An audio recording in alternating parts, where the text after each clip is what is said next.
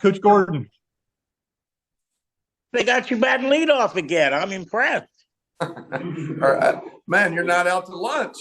No, I'm out to lunch. I'm just not out to lunch. You're right. That's a good point. Hey, us old guys, we just got to take things slow, Hey, Coach, first question. Not a win, but you cooked a 50 burger. You got to be happy about that, right? Yeah, in the totality, the growth that was made at times in the game, you get really excited about just the guys stepping up. Again, we started slow. They answered the bell, clawed their way all the way back, and there was a lot of good football in those moments that led up to that. So to answer your question, yes, there was a lot of growth. There was a lot of guys that stepped up, and we executed our offense at a high level for a while. And what we didn't do was we didn't finish. And 50 points is awesome. That sounds awesome, but at the end of the day, we needed to do more. So I think our guys actually now understand that they're capable of scoring those points, but at the same time, we got to do whatever it takes to come out, on top. Coach, when you look at your offense, if you throw away the first quarter, those last 3 quarters, everything's fine. What do you got to do to get them started, jumpstart them? Yeah, we've as coaches, we're trying to address that in practice, and I think it's a focus issue across the board. When the ball gets kicked off, you got to be locked in. When we're playing well offensively, our guys are locked in. They're seeing things that are happening on the field. They're executing. They're doing their jobs.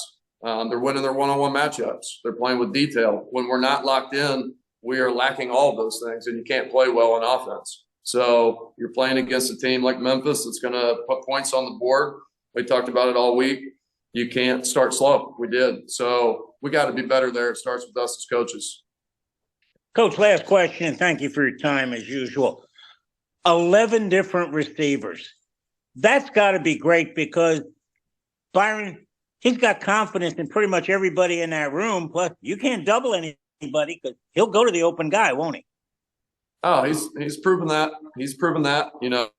For us to have that much production spread across the board, it's the running backs, it's the tight ends, it's the wide receivers. Like we've said, all along, this offense is designed to be able to take advantage of matchups on the field and the guys that end up being in space with not a lot of bodies around them. And it could be anybody. It could be check downs. It could be tight ends, wide outs, all of that stuff. So for Byram to be able to just play the plays one at a time and throw the ball where it needs to go is a great step in his progress. Thanks, Coach. Good luck Saturday. Thank you. So when you talk about the starting slow, we see it with college and NFL teams from time to time, get going in the first quarter. Is it tangibly something you see like, hey, those 2 drives were not good and, oh, okay, we got to get going now? Is it like that? Like you can Yeah, I think there's a lot of reasons why you can start slow. We started slow, man. We had a freak thing happen on the first third down play with Byram losing the ball. If the ball comes out of his hand, it gets completed, we get a first down, it probably looks completely different. Never, not that I've never seen that, but a fluke. But our guys got to, it's experience. At the end of the day, you got to play a lot of football games to get to the point where you as an individual, you can take the field early in the game and not be jittery. Your eyes are right. You're seeing what you need to see. You know what you're doing. And you're just playing with a lot of confidence right from the jump. And, man, if any of those things aren't in place, there's all kinds of things that can go wrong, which you see all over football at every single level. So it's a matter of all of it, man. We got to put them in the right positions with the play calls, and then they have to go be ready to play when the whistle blows early on. Does a noon kick add to the urgency of starting, or does it matter? Man, I don't think it matters. Our guys are excited to play. You know, they're chomping at the bit to play. It's a matter of just executing. You know, and when we do that, I sound like a broken record all year. You saw what happened. You know, when we were doing what we were supposed to be doing. Sure. There's a lot of production there on the day, but at the same time, you see it in when we stall out, we take the lead, lose the lead, come back on the field. And I think there's 4 drives in a row where you got every opportunity to get the momentum going back in your favor, but you have to make plays to do that. And one way or another, you got to give the defense some credit at some point, but at the same time, we can turn on the video and say, man, we're not playing up to our ability. Part of that was field position too, right? You're kind of in those lulls where you're trying to get back. You were pinned. Yeah. Yeah. You know, whether you want to make that excuse or not. No, we got to play. You know, we got to play. You know, we miss Naeem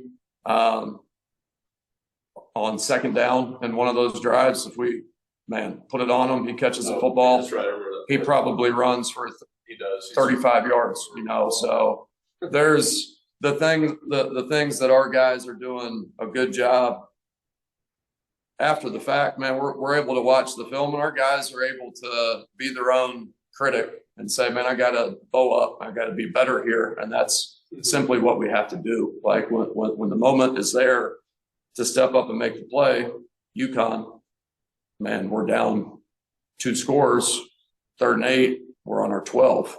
Yeah. We make a play, turns into a first down.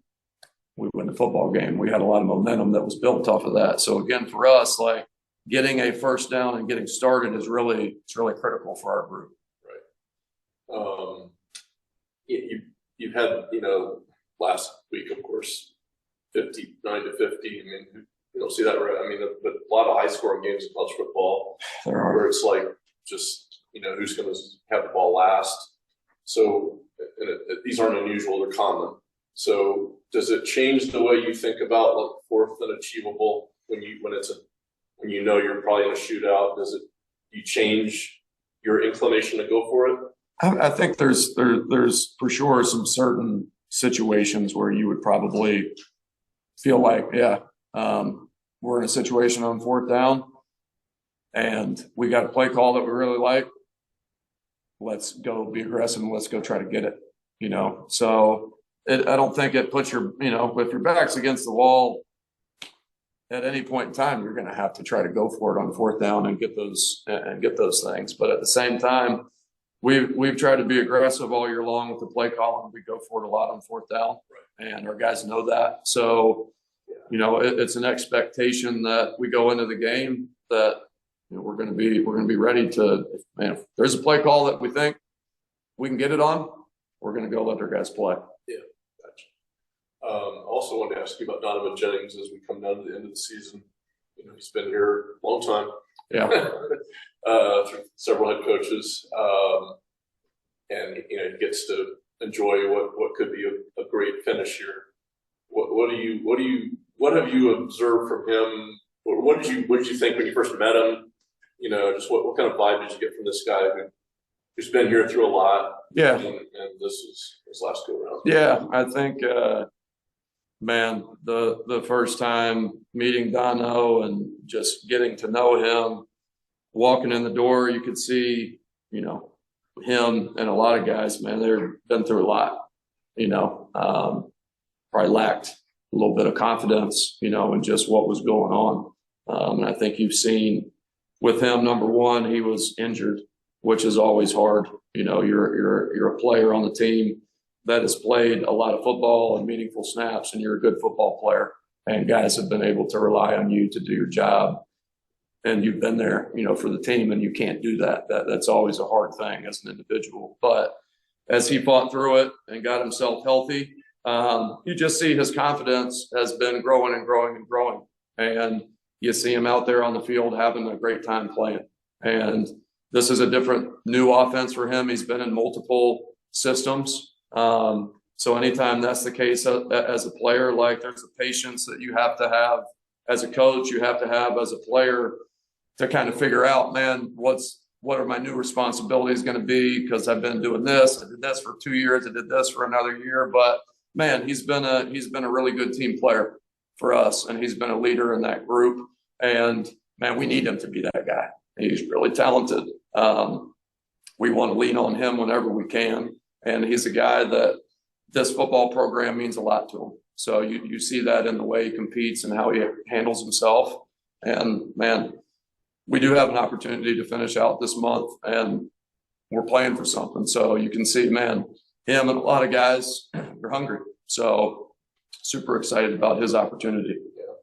So, you guys are just getting this started here, and he'll be leaving. At some point, he'll come back and maybe be able to watch you guys win championships and do even bigger things that he was kind of on the beginning of. So what place will he have, when you guys are winning even bigger with a new group? You've got him that was kind of there in the beginning. What is he going to mean to you guys? What place will he occupy in this? Yeah, I think that's a good question. But at the end of the day, he decided to stay here when it wasn't, maybe a popular choice for a lot of guys. It wasn't easy for anybody. In January, here's this new coaching staff. And in his case, it's a different staff, for the second or third time. He stuck it out. Yeah. And in our mind, as we go through, down the road, he's a guy that he believed in us, and he is buying into what we're trying to ask of everybody in our football program. And as a coach, when the guys are bought in and they're committed to doing how you want to do it, that's everything. So he's going to be the foundation of this thing turning around. These young guys are always going to look up to him, and we're always going to hold him in high regard for that. Is it emotional for you on the night when they leave? Absolutely. Absolutely. I mean, it's a special night in football. Yeah, there's the relationships that you build with these guys. We spend a lot of time with the players, and I see these players more than I see my kids in the season and my wife. So that's a real thing. So we get close to them, and to see a guy, whether you're around these guys for 4 or 5 years, that they've been doing it for 4 or 5 years here. They put a lot into it, and to get to the that last home game or whatever it is, end of your senior season, absolutely, it's emotional. It's that's what we're trying to bang through to these guys right now. Like, it goes fast. You got to make every day count. You got to make all these moments count. Hanging out with your teammates on the road trips, all of it. But yeah, these guys they're family. So to see something that they love when they truly love it, and then they know they're not going to be able to do it here anymore. Yeah, the ones that it means a lot to, you can see it in their eyes, and you feel for them. But that's part of it. Yeah, we sign up for it. Yeah, you commit to it. You go all in, and you give it everything that you got to do it the right way. When you see a guy like that who's worked really hard, a lot of physical injuries, when he makes that walk, is it like just a respect feeling that you kind of know what this guy's done and what he stands for? Absolutely. There's no doubt about it. Got a respect for these guys. On the daily basis, they work hard. We ask a lot of them. And over the course of 4 or 5 years, for any of these young men to do that and to grow and to be committed, to the program, man, that's what it's all about. Thank you. Keep waiting. I thought he was going to start tearing up. Well, you might have gone there. You almost got him. Question, you might have done it. You almost got him. Almost got him. Yeah. It's hey, I tear up on those nights too. Oh, I did too. I do. As long as you convince yourself that, the thing about that is, you get this bond with, when you coach anybody, that you can see them. Saw a kid that I coached a long time ago, was up in the hotel lobby, said what's up, and it's just you can hug them. There's just something with the player-coach relationship. You go through some stuff and have some success, and you can see them 25 years, and it's you'll do anything for them. There's just that certain bond that you have with people. That's the really cool part about this profession. Go ahead, start us off with Coach Orlando. unmuted. No, you're good. Coach, 3 quick questions. The first one, the strange thing about the Memphis game was you were really good on third down. You held them to 4 of 11. The problem was you couldn't get to third down. Was that the situation? Yeah. The thing that I was most disappointed is we had so many opportunities to finish some plays. Didn't start the game off well. I think their kind of reaction, we've been trying to address starting games out faster. But once we kind of settled into the game, I thought there was at least 7 or 8 plays that I think if we could have finished those plays, it's a different. I think it probably eliminates anywhere from 17 to 24 points, to be honest with you. But to answer your question, we're giving up way too many explosive plays that are plays that, in my personal opinion, are somewhat routine, things that we can control, that are becoming, a 13-yard gain has ended up being a 40-yard gain. And now we're getting ourselves behind on field position, so we don't have an opportunity to get in third down. But we squandered even some of those where we had, I thought, they're a critical situation. We had Mike jump off sides, then we end up getting a PI.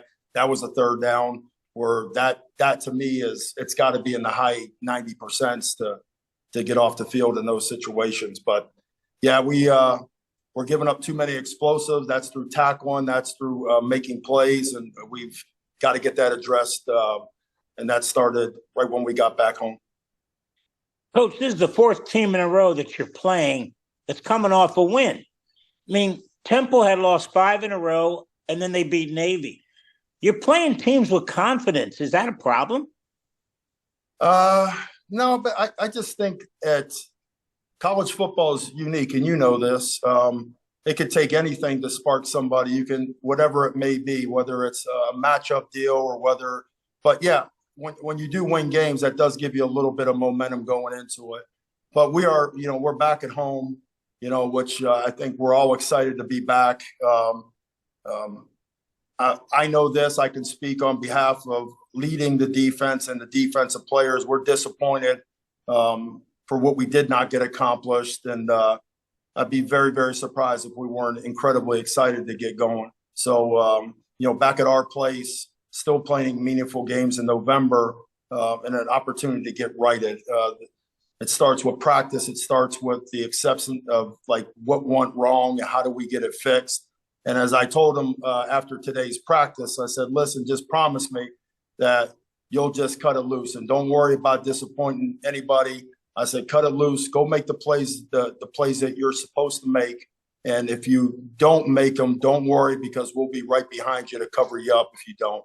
We just got to cut the hesitation part of it out, and we got to start finishing some more of the routine plays and then find a way to get 1 or 2 exceptional plays that I know we can make.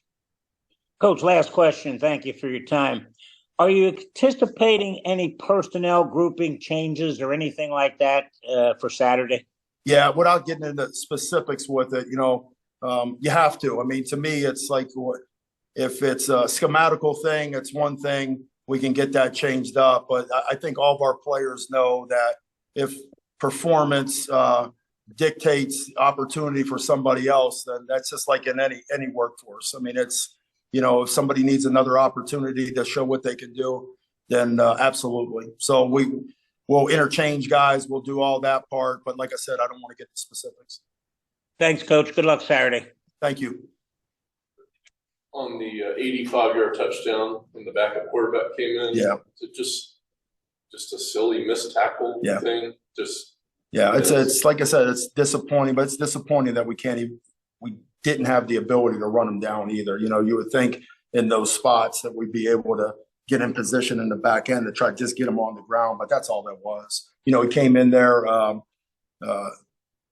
anticipated them running the football with them through an outcut, and would just that. But if you really study the tape itself, that you'll see the hesitation part. You know what I'm saying? You'll see the drive, and then you'll see the stutter, and then try to get on them again. And that's what we're trying to eliminate. We're just trying to eliminate, like, you got a great angle, you're right on the guy, just run as fast as you can right through his near hip, and it's a done deal. It's like a 9-yard gain. The part that really hurt us, because we had momentum going into that. And it was a tough game for us, but once we sifted through everything and kind of settled down, started quarterbacks out, got a backup in, they're already backed up, a great opportunity to get off the field, and that thing knocked us. You know what I'm saying? It was a tough one. As much as everybody else looking at it says, man, that was tough. I mean, that was a gut wrencher right there. So, but that's as simple as any type of outcut. Somebody's on the sidelines,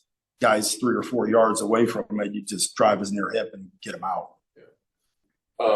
Warner, is he a left-hander? I'm trying to remember. No, right. He's right here. Okay. But he gets set on the spot and throws dart. Obviously, so pressure is big, right? Yeah, it's. I think what's going to end up happening. They're so good. He's so good at distributing the football that you're going to have to pick and choose your spots with him. I think so. I mean, we came in the last game and we kind of let it rip, which is kind of like our philosophy. I think in terms of like, that's the schematics that we'll look at and go into it and say, okay, listen, is this exactly what we need to get accomplished? Do we need to give him different looks? Which he's a really smart kid. You can tell he's smart. We're going to have to do that. We're going to have to give him some different looks, some things that he hasn't seen before, and then just change it up. I think that's going to be another game that goes into throwing the ball, getting us in space, and just trying to run away from us. Yeah. So you got to be careful. I'm not burning, Yeah, like absolutely. Yeah, absolutely. Because that's part of their DNA too. I mean, if you watch their tape is like intermediate to short routes that they can complete at a high level to go along with screens and things that'll separate in space, get them on the move, do things like that. So that's what they do, regardless of we played Memphis or the other teams. That's kind of the way they're set up. So it'll be interesting to see when they look at our tape to see like, hey, how do we want to attack these guys? And then what we're going to have to do is we're going to have to have enough in to say like, okay, listen, we got a couple things here and there, and then go into like pick and choose our spots to go ahead and pressure. Yeah, and I talked about it a few times, but yeah, takeaways. Takeaways would have made a big difference. Yeah, absolutely. Right? Like there's so many plays on there, that you just say to yourself like, ball out right here changes the complexion of the game. And it's like we're all disappointed in the amount of points that we gave up. But when you get into a kind of a shootout game, it really takes like 1 or 2 plays that can be like really like difference makers. So he throws an outcut, maybe it's intercepted or batted down. Now it's 3rd down. We flip the field and we score, different ball game. But that's what we have to learn. Like we have to learn when we have opportunities to make plays. Like if you don't make the ones that are like, I look at it like you got some really hard ones. Like there's 2 or 3 plays in a game where you see somebody just do something like freak show, like, oh my goodness, like strip sack, something that, then you see the routine just getting finished. And our routine should be up in the 90 percentile. And right now the routine's like in the 65, 70, and that's where we got to get better. Now what's causing the routine to that gap is through hesitation, whatever that is. We've got to wipe that stuff clean. We got to finish. Day has an opportunity, gets a hand on the football. AB has an opportunity towards the tail end of the game, football in his hands. Like those are the ones when they make a mistake, we got to make them pay for it. Right now when we make a mistake, we're showing up, and that's what we have to get better at. So I was asking Coach Gordon and Coach Golis talked about it too, about starting the game faster, and for most people that equates to you get scoring points. But you see it on defense as well, where you just not quite there in the beginning, and we discussed it. Yeah, we discussed it for whatever that is, trying to get into the feel of the game, and I never felt like that was us in the beginning of the season. Trying to figure out what they're going to do and try to adapt off of that and try to get accustomed to it. So we've addressed it. We've addressed it and try to modify some of the things that we're doing in practice to be able to get better at it. But yeah, I've noticed it over the last, couple weeks where we go out in the field and it's kind of like, okay, let's take a look at this is right. This is checking off, and we just got to go. Right. and I know, with the football team, you just adjust your schedule, maybe different for fans, but you got a noon game for the first time after all these 3:30s. Yeah. Is there anything about that, or it's just you just move your schedule back and it's really doesn't matter what time you pick? Well, the cool part from our standpoint is that's how we practice. We practice in the morning. Yeah. If we were an afternoon practice team, like when I've been on that type of schedule, that's unique. Because most of the time, unless you bring the kids in early to meet before practice, that's always a problem. It's like, are they up?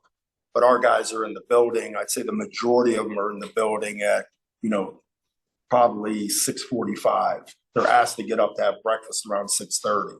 So it shouldn't be a big deal for us as we go into it. Normal schedule. Yeah, that's right. So, but that's the only time I've had issues with it is we are afternoon practice, and then all of a sudden we're asking guys to do it. And then you go into a short week.